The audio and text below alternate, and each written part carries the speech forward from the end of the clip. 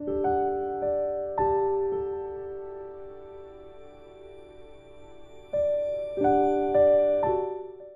본문을 읽어가다 보면 꼭 이렇게까지 하실 필요가 있을까 그런 생각을 갖게 됩니다.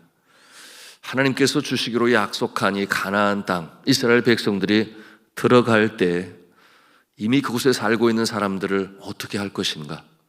하나님께서 이에 대하여 아주 냉정한 어조로 말씀하시지 않습니까?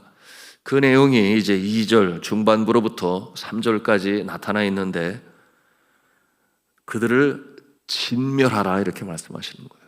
어떠한 약속도 하지 말아라. 그들을 불쌍히 여기지도 말 것이고 혼인하지도 말 것이고, 내 딸들을 그들의 아들들에게 주지 말고 또한 그들의 딸도 내 며느리로 들이지 말아라 이렇게 말씀하시는 거예요. 너무하시는 거 아닌가, 그런 생각 갖지 않을 수가 없습니다. 성경은 말씀하기를 하나님은 사랑이시라 그렇게 요한일서 4장 8절에 말씀하시는데, 어떻게 이렇게 냉정하실 수가 있을까? 만일에 믿지 아니하는 자들이 이 구절을 읽고 보면 무슨 생각을 가질까? 그렇지 않겠어요? 어떻게 이룰 수가 있을까? 예수님은 십자가의 제물로 자신의 생명을 바치셨는데 사랑이신 하나님께서 어떻게 이렇게 하라 하실 수가 있을까? 아마 도무지 이해가 되지 않아서 고개를 절레절레 흔들지 모르겠어요. 우리가 구약 성경에서 이 택한 자, 그래서 선민이라고 그러고 또 거룩한 백성이라 해서 성민이라고 불러요. 그런데 잘 이해해야 합니다. 그 출발이 어떻게 시작이 되었는지. 여러분, 그 바벨의 문화가 있었던 갈대아 우르에서 우상을 만드는 집안의 이 아브라함을 풀러내셨습니다. 여러분, 영적으로 그가 무엇이 선한 것이 있었습니까? 그럼에도 불구하고 하나님께서 그를 택하셨죠. 약속의 땅으로 인도하셨습니다. 그런가 하면은 그의 손주죠, 야곱의 12 아들을 통하여, 여러분, 그처럼 비옥한 땅 고센에서 그 수를 중다하여 번성하게 하였으니 200만 명이 넘는 엄청난 이제 민족을 이루어 출애굽을 하게 하시고 약속의 땅으로 인도하십니다. 여전히 그 인구수에 있어서는 작아요, 다른 족속에 비하여. 그런가 하면 전쟁에 능하지 못합니다. 애굽의 노예로 살았잖아요. 거기에다가 그들의 조상은 유목민이었으니 농사에 익숙하지 못합니다. 그러니 그 약속의 땅에서 과연 잘 적응하며 살 수 있을 것인가? 우리가 생각해 보지 않을 수가 없습니다. 무슨 말씀인가 하면 무엇 하나 그렇게 잘난 것이 없는데, 훌륭한 것이 없는데, 강하지 못한데 하나님께서는 왜 그들을 택하시고, 그리고 그 땅, 여러분, 그 가나안 땅은 그 크기가 강원도 땅, 남북한 합친 강원도 땅 정도의 크기예요. 자, 그와 같은 곳으로 인도하시는 이유가 무엇일까? 우리는 알아야 하겠습니다. 여러분, 그에 대한 답이 오늘 이제 본문 7절과 8절에 나와 있어요. 우리 같이 읽겠습니다. 시작. 여호와께서 너희를 기뻐하시고 너희를 택하심은 너희가 다른 민족보다 수요가 많기 때문이 아니니라. 너희는 오히려 모든 민족 중에 가장 적으니라.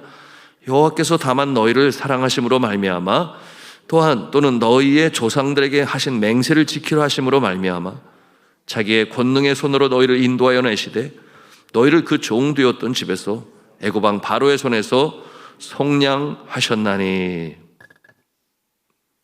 하나님께서 택하신 이유가 무엇인가? 첫째는 가장 작은 민족이기 때문에. 무슨 뜻이겠어요? 여전히 연약하고 부족한 존재인데 하나님이 택하셨다. 두 번째 이유는 무엇인가? 불쌍히 여기셨기 때문에. 그 연약함으로 인하여 불쌍히 여길 수밖에 없는 존재임을 우리 하나님이 아시는 거죠. 그래서 택하셨다. 결국 사랑으로 택하셨다. 세 번째 이유는 뭐라고 그랬습니까? 주신 말씀에 보니 조상들에게 약속하신 것을 이루시기 위하여. 아브라함에게 약속한 것이 세 가지가 있었죠. 첫째는 땅, 둘째는 자손, 셋째는 민족을 이루게 될 것이다. 이 약속을 이미 아브라함에게 하셨어요. 그러므로 신실하게 그 약속을 지키시기 위하여 그들을 이렇게 지키시고 돌보시는 것입니다.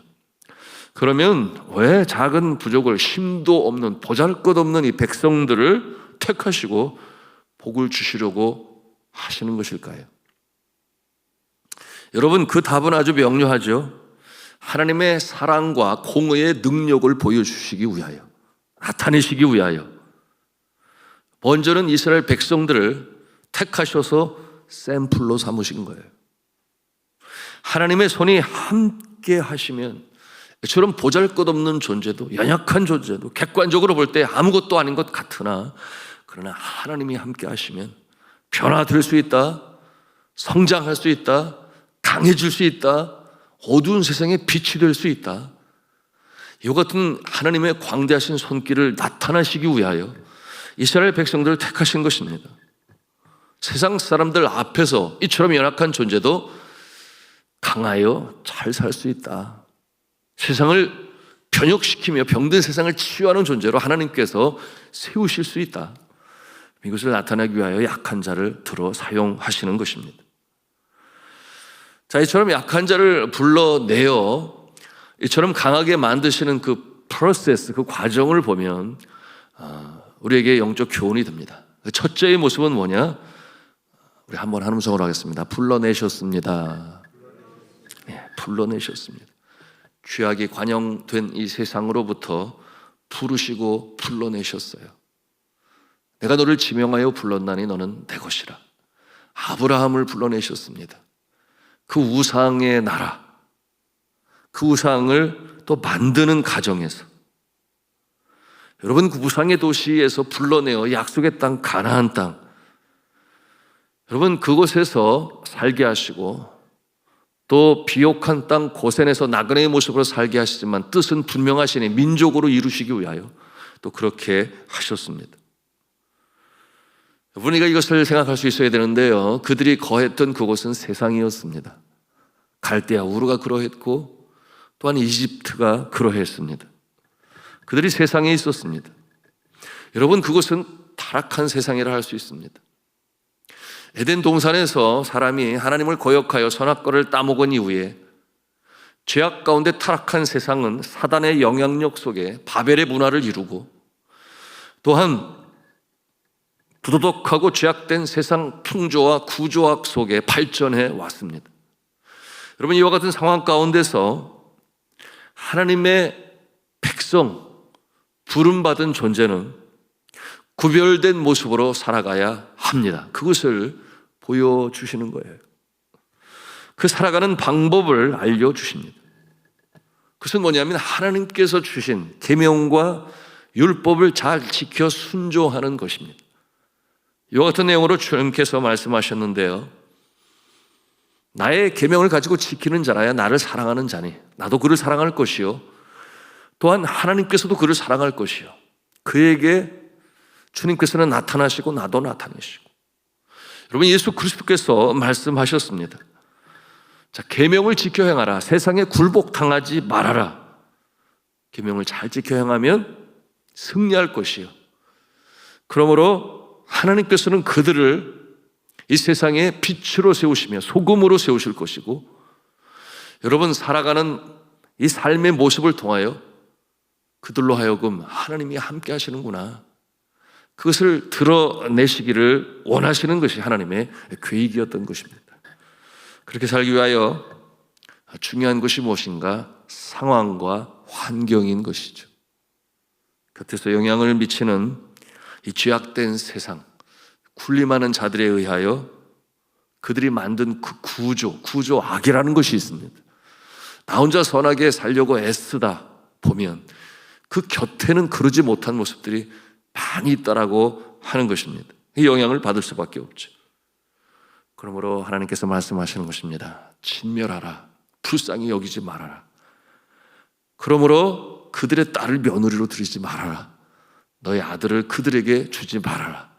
왜냐하면 우상 가운데 세상적인 모습으로 사단의 영향력 속에 그 오염된 상황 속에 들어가지 말아라. 아주 엄중히 명령을 내리는 것입니다. 그런데 이스라엘 백성들이 그 땅에 살고 있는 자들을 완전히 진멸하지 못할 거라는 것도 하나님이 미리 아세요. 그래서 뭐라고 말씀을 하시는가? 남아있는 자들 중에 그들과 혼인하지 말고.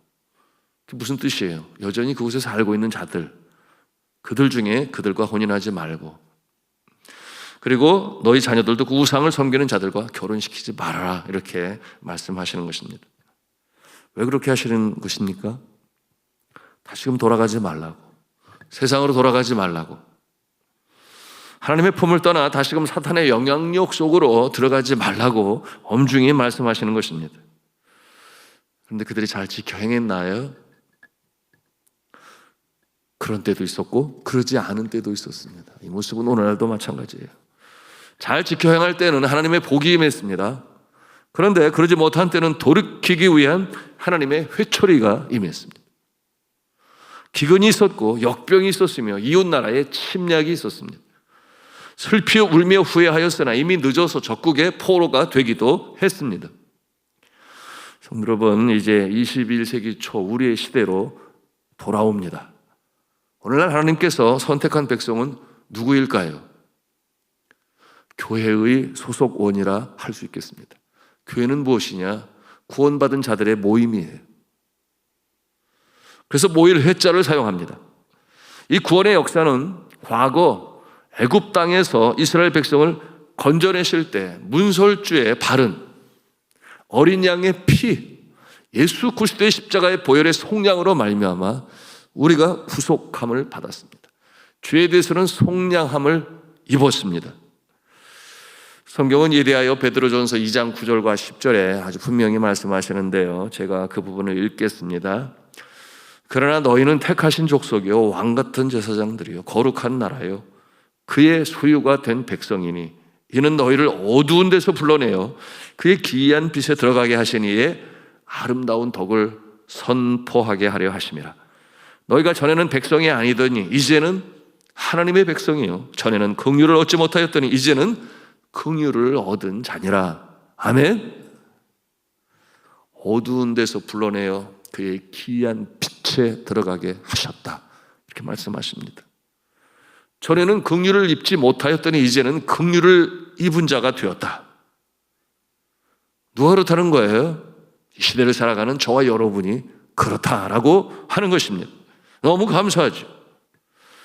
자, 두 번째 주제가 되겠습니다. 오늘 말씀에 근거하여 바라보는 두 번째 주제. 우리가 이 세상을 살아가면서 구별된 존재로 살아가야 되는데, 그렇다면 우리는 세상 사람들과 어떠한 관계를 맺으며 세상 정부 속에서 우리는 어떠한 모습으로 서 있어야 하겠습니까? 세상 사람들과 다 인연 끊고, 그럼 미국에 가면 그런 모습들이 있어요. 퀘이커 교도나 아미시와 같은 신앙 공동체는 따로 살아요.